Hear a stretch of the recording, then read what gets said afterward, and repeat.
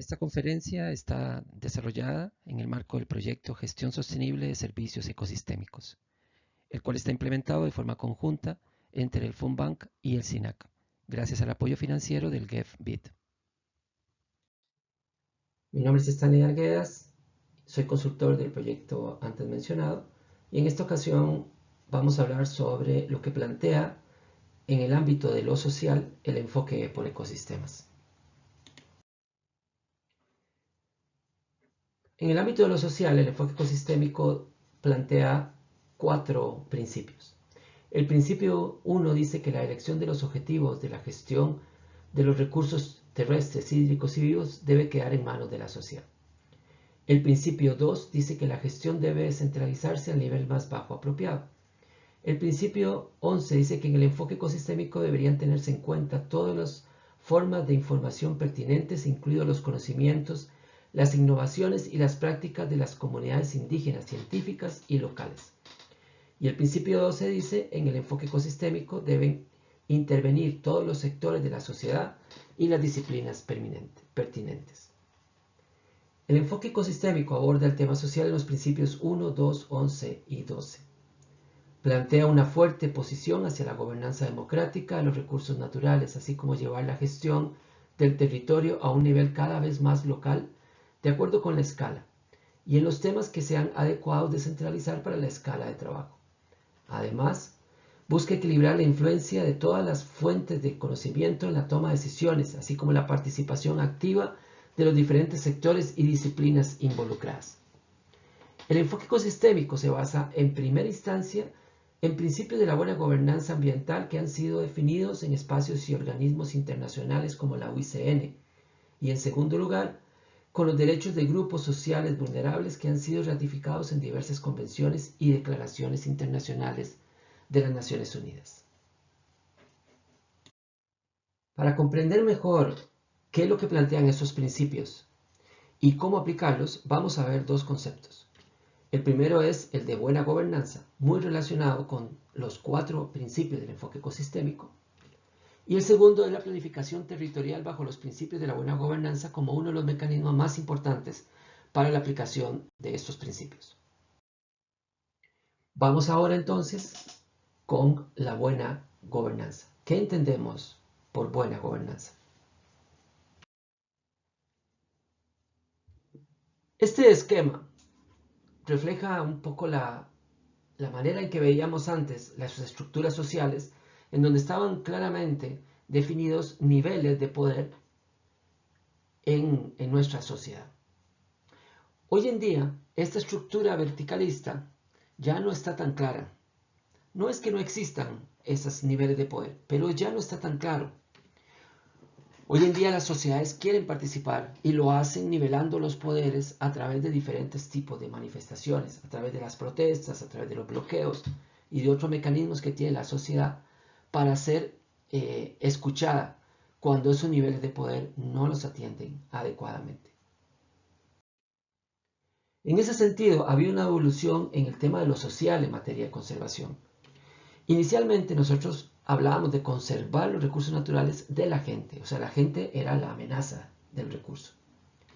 Luego pasamos a ver la conservación con la gente, pero veíamos en ese sentido una visión muy utilitaria de la participación de las personas como aliadas, que vengan y nos ayuden a hacer conservación. Hoy en día vemos la conservación como algo para la gente, el bienestar de las personas como uno de los grandes objetivos de la conservación. Hemos hablado siempre que el enfoque ecosistémico es un enfoque eminentemente territorial. Y en ese sentido sabemos que el planeta es un territorio en disputa. Cada uno de los intereses de los diferentes sectores luchan por un pedacito de ese territorio. Todos queremos una parte. Y a veces no nos acomodamos bien y pareciera que nos sobreponemos, que nos estorbamos. Pues no pareciera, realmente nos sobreponemos, nos estorbamos, conflictuamos entre los diferentes intereses a la hora de repartirnos el territorio.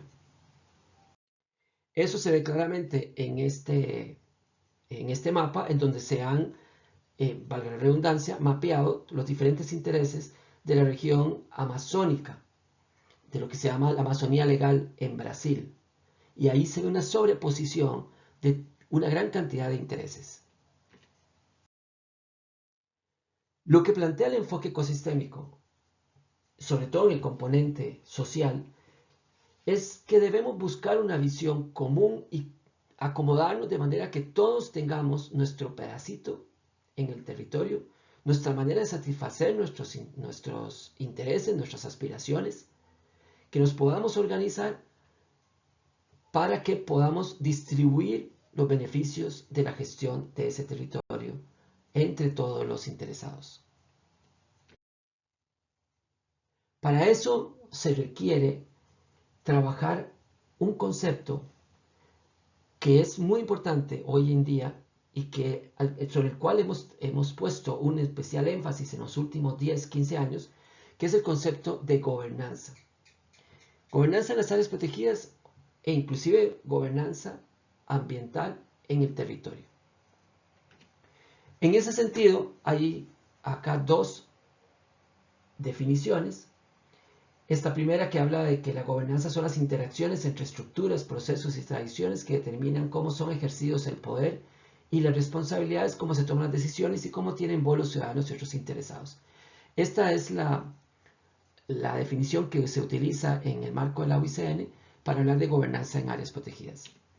Esta otra dio pie a la anterior y es una planteada más para la gobernanza en general como concepto. Y habla que es muy parecida a la anterior, los mecanismos, estructuras, procesos y tradiciones a través de los cuales el Estado y la sociedad civil articulan sus intereses, ejercen sus poderes, cumplen con sus obligaciones, rinden cuentas y median sus diferencias.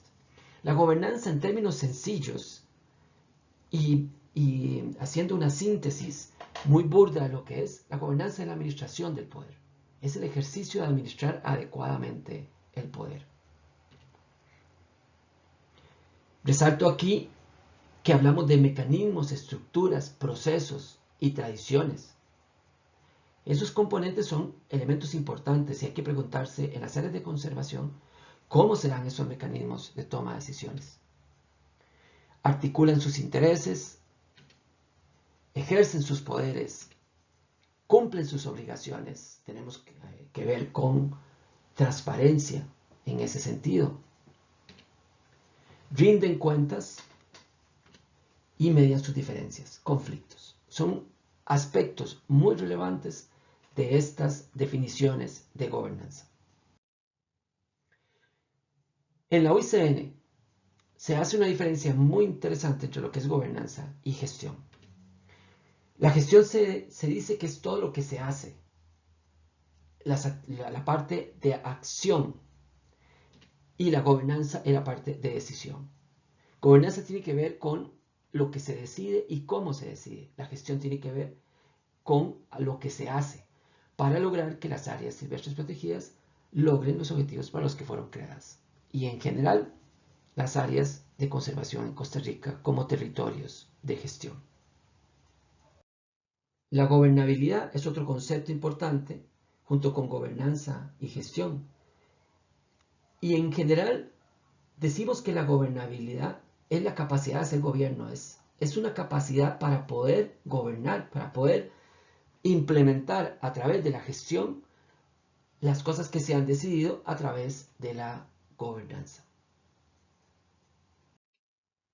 Por otro lado, durante muchos años, con los temas sociales, de lo que hablábamos era de participación, no hablábamos de gobernanza.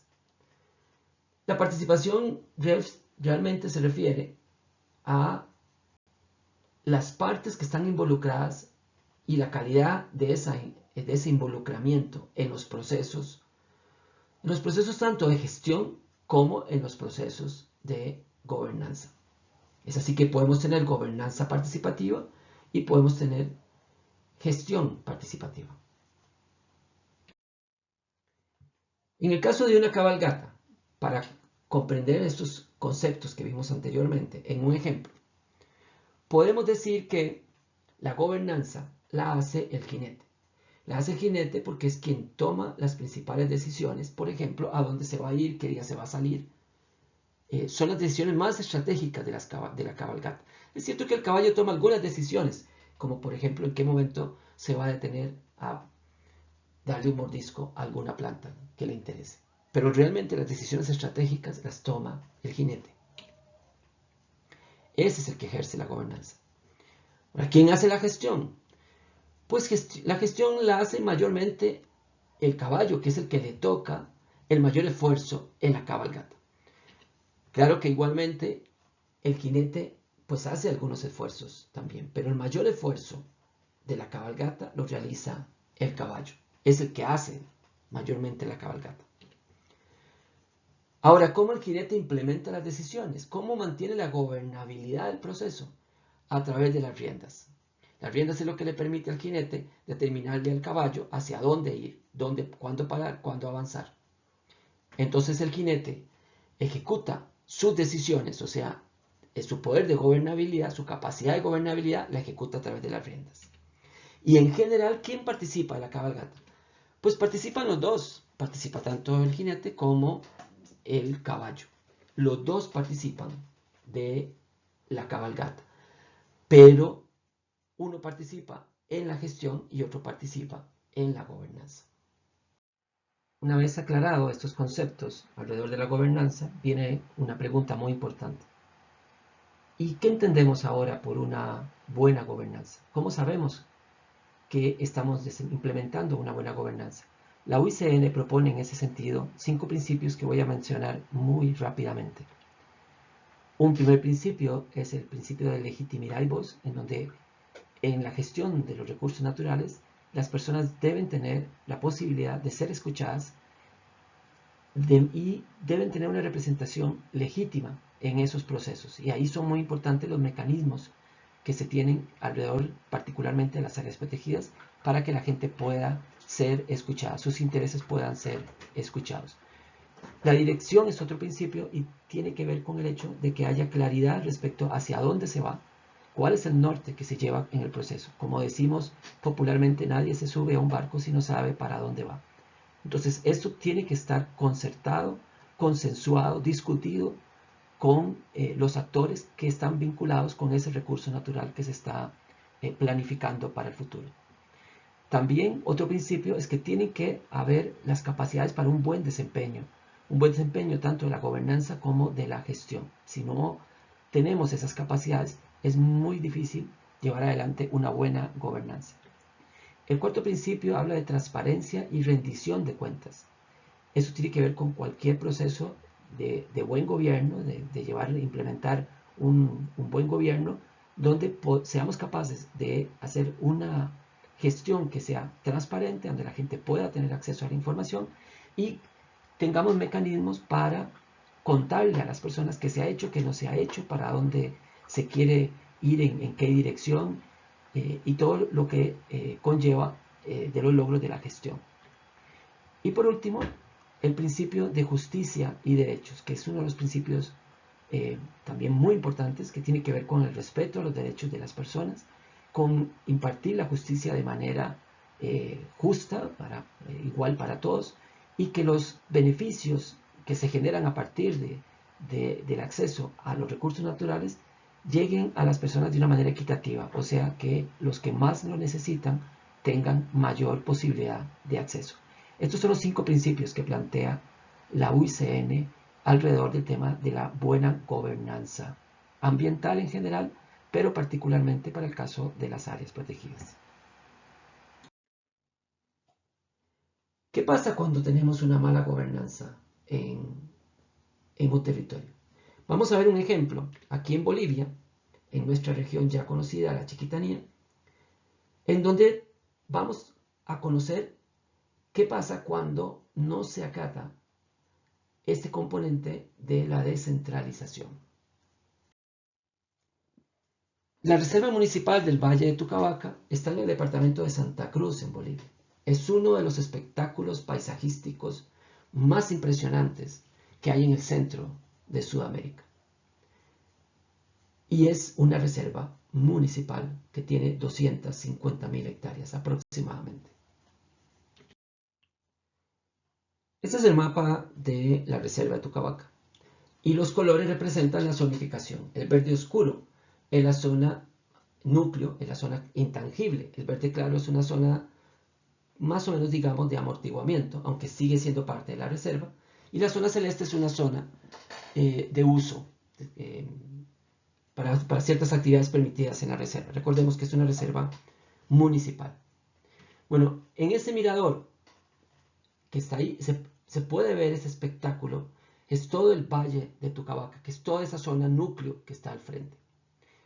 Ahí se desarrolló un problema a partir de la llegada de unos colonos que fueron desarrollando ciertas actividades en la zona.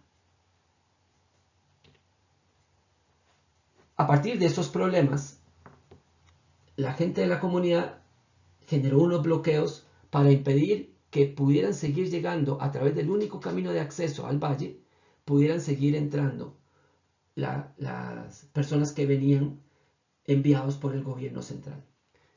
Aquí vemos cómo hay un conflicto social producido por una gobernanza centralista, una gobernanza que no tomó en cuenta los intereses locales, la visión local,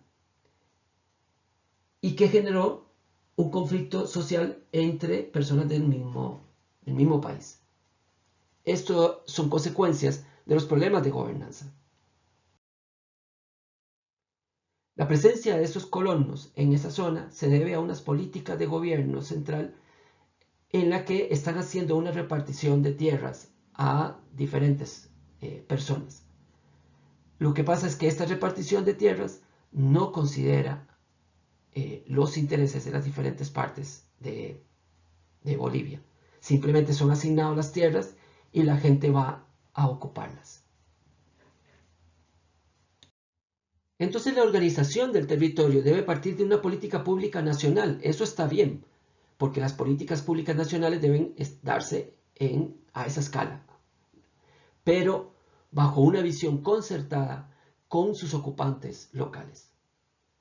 Y ahí es donde el principio 2 del enfoque ecosistémico dice que la gobernanza, la gestión en general debe descentralizarse al nivel más bajo apropiado a los temas que están siendo tratados. Que Bolivia quiera hacer una distribución de sus territorios es una política nacional, pero dónde los coloca y qué efecto van a provocar es algo que debe concertarse con los actores locales. Ahora, la participación no debe ser pensada solo como un tema de incorporar comunidades. Vamos de nuevo a nuestra región chiquitana, en Bolivia, para ver qué pasa con otros sectores y con la conservación. La Chiquitanía es un continuo de bosque. Originalmente tenía alrededor de unos 15 millones de hectáreas de bosque continuo. Luego empezaron a abrirse carreteras. Carreteras que generaban acceso a las personas de manera adecuada. Al inicio eran carreteras muy malas y después empezaron a ser carreteras pavimentadas, grandes viaductos que pusieron a disposición ese terreno para gente que antes realmente no podía acceder a ese sitio. Eso trajo como consecuencia que hubiese un enorme aceleramiento en los procesos de deforestación de esa zona. Y así vemos como poco a poco se fueron haciendo grandes aperturas en ese sitio. Y hoy en día muchos de esos territorios ya han perdido completamente su cobertura forestal. Sobre todo, como pueden apreciar en la foto, son terrenos muy planos que se dan para producción agroindustrial mecanizada y entonces generar grandes cantidades de productos como la soya, el maíz, arroz y otros productos similares.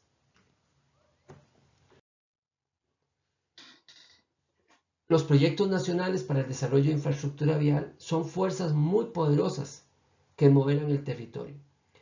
Y por eso deben ser actores claves en la construcción de esa visión común junto con otros sectores como el ganadero y el agroempresarial. En este sentido, quizá hemos sido un poco débiles en lograr concertar, generar mesas de concertación en donde tengamos actores claves, desde actores campesinos como UPA Nacional hasta actores como las grandes piñeras, grandes empresarios, sentarlos y tratar de generar un diálogo multisectorial para lograr esa visión común. Es fácil conseguir una visión común cuando todos estamos de acuerdo en lo que queremos. Lo complicado es lograr una visión común cuando hay intereses, que no es que sean antagónicos, pero sí intereses que requieren un nivel de flexibilidad para poder ser armonizados. Bien, hemos abordado un poco el tema de la buena gobernanza. Todavía hay mucho que hablar, pero vamos a dejar ese tema por el momento ahí quietito. Vamos a pasar a la planificación territorial bajo los principios de la buena gobernanza. Cómo hacer una planificación territorial que cumpla con esos principios que hemos estado hablando anteriormente. Para eso quisiera mostrarles algunos ejemplos. El primero que les voy a mostrar se desarrolló en la provincia de Salta, en el norte, en la región de los Andes, en las partes altas de la Argentina. Estamos hablando de la reserva de los Andes, una reserva de aproximadamente 1.700.000 hectáreas. En la zona alta de los Andes está entre los 3.000 y los 5.000 metros de altura sobre el nivel del mar. Una zona árida, ecosistema de puna altoandina, con unos pocos reductos, unos ecosistemas que mantienen cierto nivel de vegetación, que soporta ciertos camélidos como la llama y la vicuña en la zona, y además también ganado menor que tiene la gente en la zona. Pero también es una zona de una gran actividad minera y con una enorme perspectiva de exploración minera a futuro. También es una zona muy turística por una belleza escénica, unos paisajes hermosísimos en esa región. Y bueno, hay varias comunidades indígenas también en esa zona, indígenas de las zonas altoandinas. Estamos hablando de esta reserva coloreada ahí en amarillo. Bien, ahí está el mapa de la reserva. Hay unas comunidades pequeñas, como el caso de Tolar Grande, Abra Navarro, Salar de los Pocitos. Una de las más emblemáticas de ellas es el San Antonio de los Cobres, bueno, y otras pequeñas comunidades que no superan las 1.500, 2.000 personas en el mejor de los casos, colindante con Chile. Ahí desarrollamos un proceso de elaboración del plan de manejo de la reserva, que se decidió hacerlo, aun cuando la administración la tiene la Secretaría de Ambiente, se decidió hacerlo con la participación de diferentes sectores de gobierno, y entonces se marcaron 3 niveles de participación. El nivel 1, que llamamos el nivel político, era la mesa intersectorial donde estaba el ministro de Turismo, el ministro de Ambiente y Producción Sustentable, el ministro de Asuntos Indígenas y los alcaldes de los municipios de Tolar Grande y San Antonio de los Cobres, los 2 municipios que conforman la reserva. Ahí estaban las grandes autoridades políticas. El nivel 2, que fue un nivel técnico de planificación, estaba conformado por representantes de 13 instituciones, donde había todo tipo de instituciones, algunas de carácter federal, pero la gran mayoría de instituciones provinciales. Y había inclusive representantes de la Cámara de Minería y representantes de los operadores turísticos, que eran las 2 representantes de la sociedad civil. Los indígenas estaban representados a través de sus caciques que están dentro de los municipios. Y el nivel 3 es el nivel ya de la sociedad, que eran representantes de comunidades y organizaciones locales, algunos representantes de oficinas, de instituciones públicas en la zona, ONGs que operan ahí, instituciones académicas, empresas y bueno, otro tipo de gente en la zona. Entonces, trabajamos con esos 3 niveles.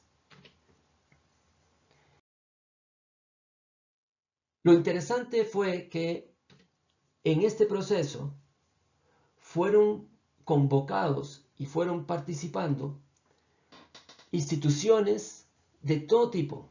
Estaba la Secretaría de Ambiente,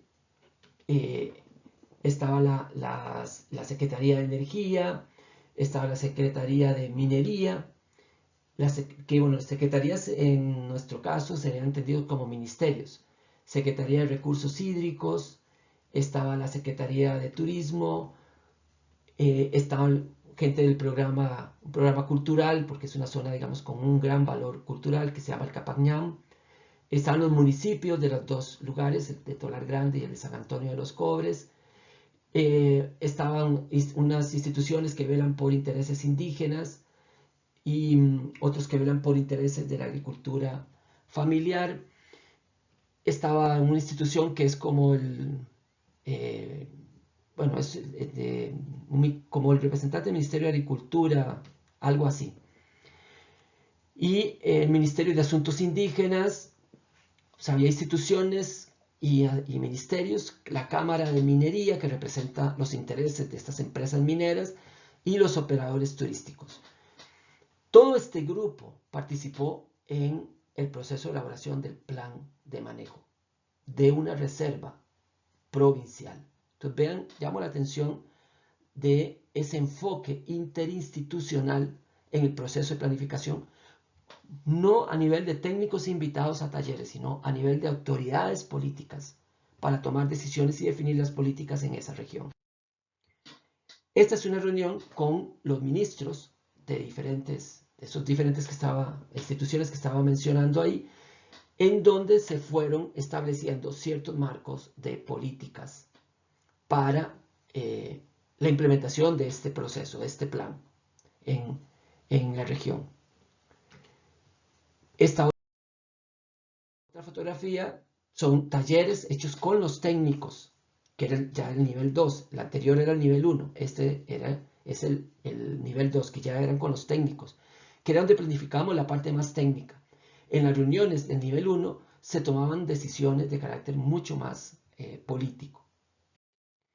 Y para el nivel 3 se establecieron varios mecanismos de participación que tenían que ver con reuniones con algunos grupos focales. También hacíamos entrevistas a personas clave. Teníamos talleres formales, que eran talleres de un día. Y ahí les muestro una fotografía de algunos de esos talleres que se desarrollaron con las comunidades, básicamente en San Antonio de los Cobres y Tolar Grande, donde acudían también otras personas de otras comunidades. Entonces, esto es un proceso de planificación en donde tratamos de retomar esos principios para la buena gobernanza y esos elementos del ámbito de lo social que plantea el enfoque ecosistémico bajo una visión interinstitucional. Quiero mostrarles otro ejemplo, pero ya con un enfoque mucho más comunitario, un enfoque hacia las comunidades. Para eso voy a mostrarles un video que está en portugués porque esta es una experiencia que se desarrolló en el estado de Amazonas, en Brasil. Estoy seguro que podrán comprender más de la mitad, tal vez el 80% de lo que se va a explicar en el video. Pero lo importante es que quiero que miren, observen las imágenes para que vean los niveles de participación y la manera en que eran tomados en cuenta todos los miembros de la comunidad. O sea, no era una participación representativa, no era una participación de las comunidades mandaban representantes. Era una participación en donde en pleno las comunidades se reunían para determinar, decidir, sugerir, plantear cosas en la planificación de unas áreas protegidas de carácter de uso comunitario. Aquí serían como planificar, por ejemplo, reservas forestales o zonas protectoras. Vamos ralar, mandioca tá dura, vamos ralar. Deixa moer, mete a cana mulata. Deixa moer, mete a cana mulata. Deixa moer.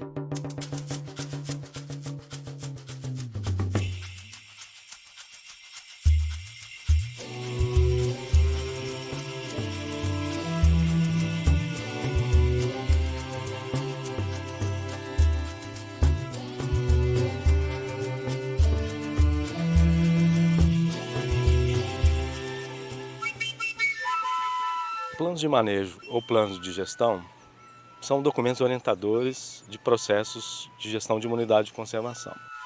Eles são construídos de forma participativa, onde o órgão gestor, as comunidades, instituições parceiras a nível local e regional constroem programas de gestão. Esse planejamento deve ser feito de forma participativa. Em todas as etapas, existem diferentes maneiras de participação da sociedade e a construção do planejamento é obrigatoriamente feito com os residentes e usuários da unidade de conservação.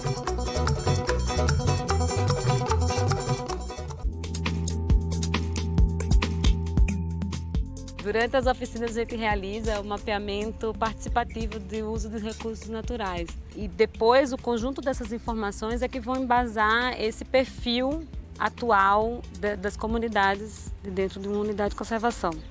Quanto maior número de pessoas, de usuários, de comunitários estiverem presentes para opinar, para dizer quais são as áreas que eles usam, melhor.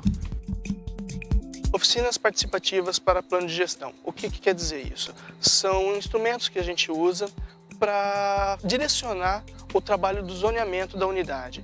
Nessas oficinas a gente vai levantar informação do local e como a população gostaria de usar aquele recurso naquele determinado lugar. Todas as informações coletadas no campo de forma participativa ou através de diagnósticos biológicos, é transformado isso em planos de informações. Esses planos de informações são compilados em um SIG, um Sistema de Informação Geográfica, e com isso identificado as zonas por atividade. Esse plano de gestão é para a gente demarcar, né, as nossas áreas, onde nós podemos pescar, caçar, onde podemos buscar o nosso sustento na floresta, né, e também as áreas onde a gente vai só preservar.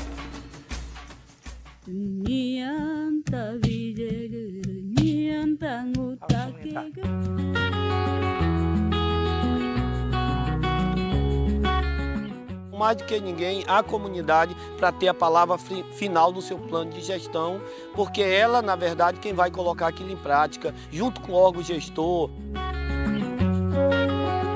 O que vai poder fazer, o que não vai poder fazer, por que não vai poder fazer, para que a sociedade inteira tome conhecimento, quais são os passos, as normas, o jeito de usar os recursos naturais, para que todo mundo fique sabendo como se dá o processo, tanto de construção quanto de uso depois desse plano pelas comunidades.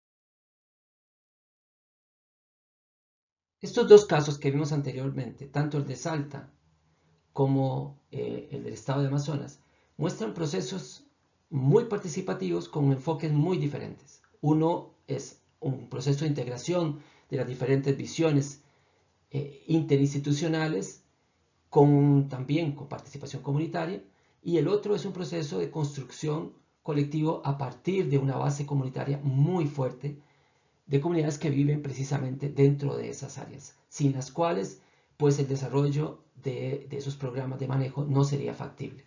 Sea cual sea, hoy en día contamos con muchas herramientas técnicas y tecnológicas para garantizar una participación efectiva de todos los sectores en los procesos de construcción de estas herramientas de planificación.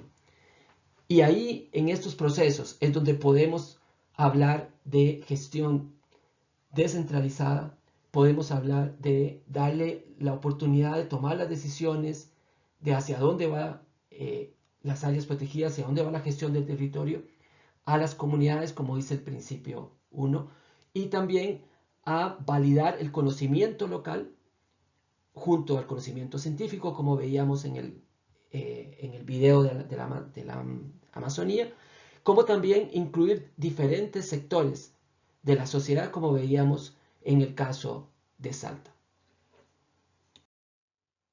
Ahora hay que tener cierto cuidado.